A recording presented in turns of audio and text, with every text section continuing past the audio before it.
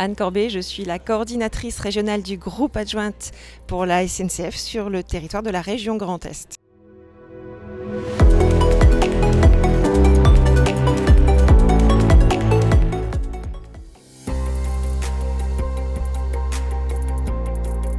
Le train est par essence un moyen de déplacement écologique et qui préserve la planète. Quand on sait que prendre le train, c'est émettre 30 fois moins d'émissions de gaz à effet de serre que de se déplacer seul en voiture, par définition, prendre le train est la vraie bonne solution.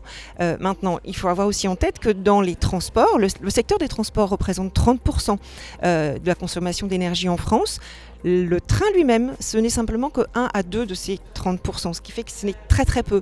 Donc la combinaison de la sobriété et de la consommation d'énergie faible que procure le train quand on se déplace sont évidemment des éléments qui permettent de contribuer à la préservation de la planète.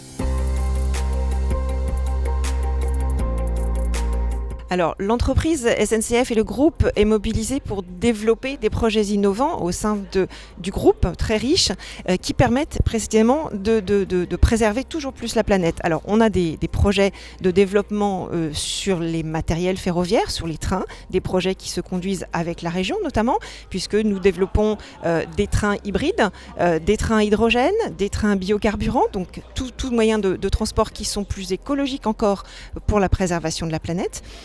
Nous avons aussi des pratiques dans l'entreprise qui permettent de consommer moins, qui sont des pratiques métiers qui concernent les conducteurs ou les agents à bord de leur train.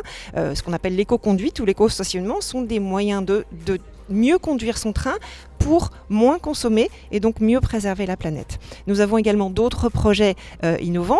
Par exemple, celui qui est conduit avec l'entreprise et le groupe alsacien LOR, qui est un projet aussi de développement d'un train plus léger, qui aura vocation à permettre de redynamiser demain les circulations sur les petites lignes d'ici 4 à 5 ans.